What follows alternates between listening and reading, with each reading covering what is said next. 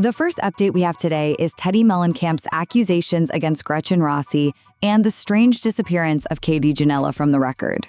So in this video, we'll be talking about the recent commentary from Teddi Mellencamp and Erika Jayne regarding some pretty old cast drama, alleged past incidents, and, well, some contradictory claims. It kicked off with Teddi and Erika kind of mocking Gretchen Rossi for taking a fireball shot on a recent episode. They basically said she's stuck talking about stuff from like 10 or 15 years ago.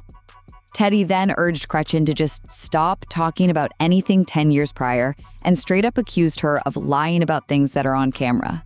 Erika jumped in, adding that Gretchen is also too experienced and really should know better because past lies tend to come back. Now, this whole thing seems centered on a claim made earlier in the season by Katie Janela. She stated Gretchen told her Tamra judge drugged Gretchen back at a dinner party in 2008. Gretchen denied saying this to Katie, right? But then she seemed to kind of contradict herself about whether she went to the hospital the day after that party. Teddi even recalled Gretchen denying it all to Katie, and Erika agreed. But then the conversation turned to Katie Janela herself. After a lie detector test apparently suggested she failed questions about her claims against Gretchen, she was asked to leave the group. Erika pointed out how Katie just poof went off and was basically erased from the record. Like there wasn't even a mention of her in the latest episode. Before we get into the next update, I need to check in with you all. If you're enjoying our little tea session, take a millisecond to hit the like button and subscribe to join the best reality TV community on YouTube. Done? Let's move on to next update now. Next, we are going to talk about Lala Ken's recent comments on her podcast regarding her strange place with Scheana Shay. So this whole thing seems to stem from Scheana calling people out for not posting enough on Instagram about her book, My Good Side, which came out back in July. She felt that lack of public sharing kind of put friendships into perspective.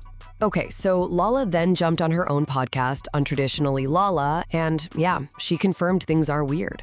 She said, look, I love her, but she's also very disappointed on how she has gone about certain things. Lala's main frustration?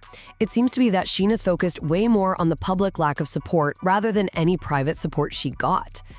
Lala talked about supporting her privately, like, sitting and crying with her in the car over stuff in the book, or messaging congrats when it hit the New York Times bestseller list, but feels because it wasn't public, it was seen as not good enough. Lala then kind of went off, asking Scheana pretty directly what she's so mad about all the time, especially given, her wonderful husband who has made massive changes, a beautiful, healthy little girl, supportive parents and sister, plus the book hitting that huge bestseller list and her own fantastic podcast. Lala basically accused her of looking for problems, trying to scrape at the bottom of the barrel to find the shit. Lala did own up to her own past mistakes, saying she's fucked up in the past, but said she doesn't highlight Scheana's slip-ups because she knows deep down Scheana is a good person. And yeah, Lala confirmed she did post about the book, just maybe not in the proper timeline Scheana apparently wanted. She really stressed this whole disagreement should have been handled privately, duked out behind the scenes, and that their friendship definitely shouldn't depend on the timing of an Instagram post. So this was today's update about the ongoing tension between Lala Kent and Scheana Shay. Let's now move on to next update. Next, we are going to talk about the latest mountain rental home of Meredith Marks. So, Meredith just gave a tour of this Airbnb she's renting in Park City for the next couple of months. And get this, it's reportedly $70,000 a month. It's this huge place, right? 5 bedrooms, 4.5 baths, big enough for like 12 people. She says the vibe inside is very zen, lots of creamy, neutral colors, which sounds pretty calm and peaceful, especially with those gorgeous mountain views. She showed off the living room, which has these super high ceilings and massive floor-to-ceiling windows. Apparently, she and the family love to just hang out there, watch movies by the fireplace. Sounds cozy. But Meredith, right? While she loves the privacy and the neighborhood, her absolute favorite spot? It's the kitchen. It's got this huge island with hanging lights, all the stainless steel appliances you'd expect. And then, wait for it, at the bottom of the fridge, she has a dedicated caviar drawer. Yep, her personal stash, as she calls it.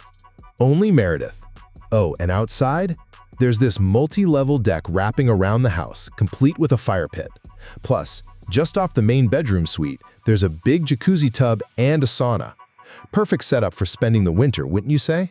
So this was today's update about Meredith Marks' stunning $70,000 per month mountain rental. Let's now move on to the next update. Next, we are going to talk about the latest update regarding Danielle Cabral's husband, Nate Cabral, and his upcoming health procedure. So Danielle shared on September 29th that Nate's actually set to undergo his second brain surgery next week. Yeah, this isn't the first time, sadly. His first one was like a total emergency back in 2017. It happened just days before their daughter V was born. They had to remove something called a colloid cyst, which was right there in his third ventricle. And Danielle talked about this on the show, remember?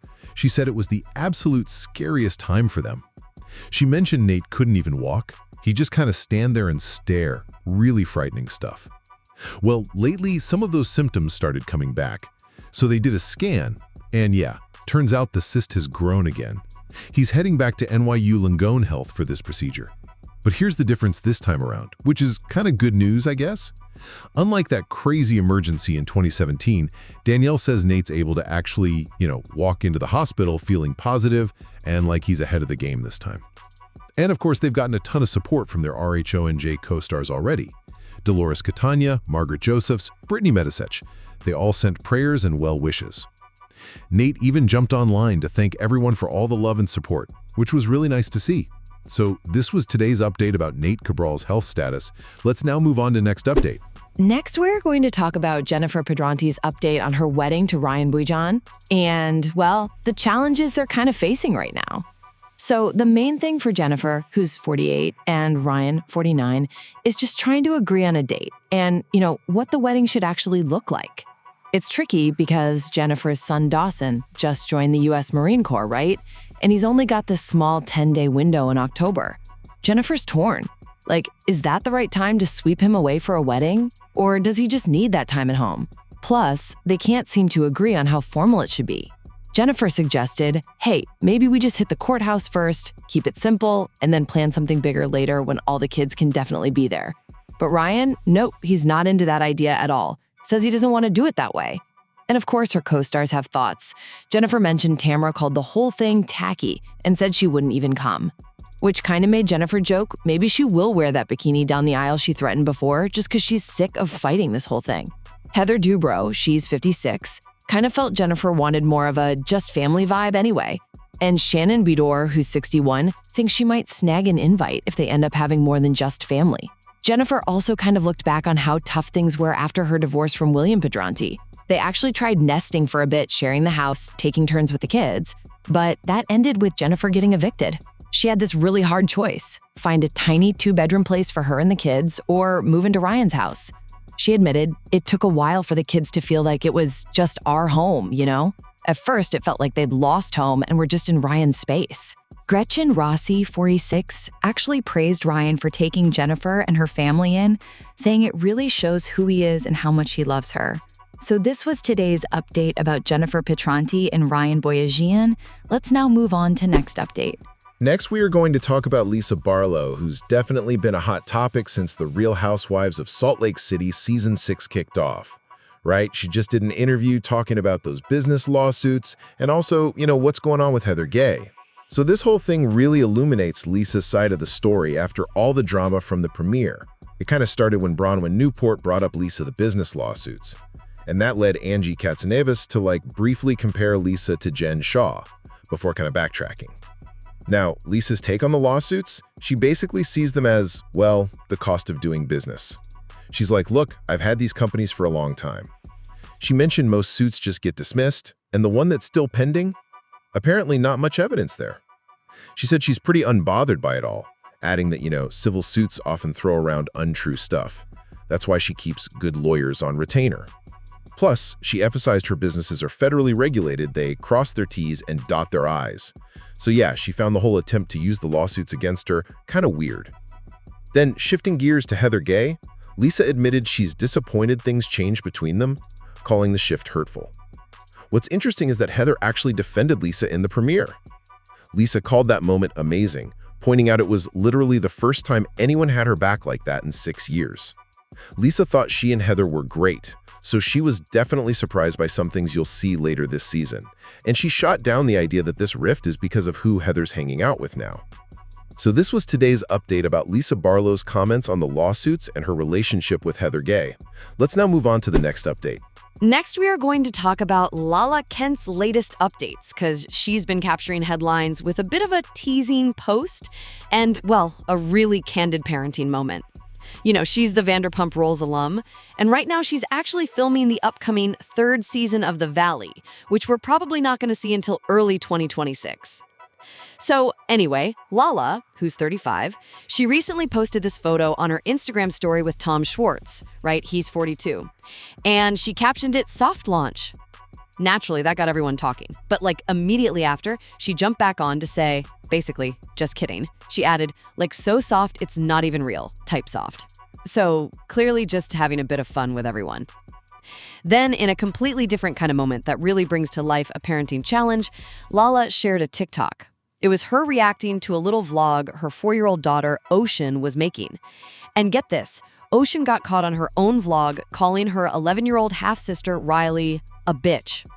Now, Riley, that's the daughter of Ocean's dad, Randall Emmett, you know, who's 54, and his ex-wife, Ambi Childers. Lala was nearby, heard it, and straight up asked Ocean about using the B word. And when she asked who Ocean heard say it, Ocean apparently said, "my dad."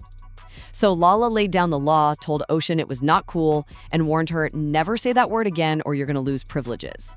But then as soon as Lala left, Ocean turned back to her vlog viewers and said her mom got mad at me and that made my feelings really hurt.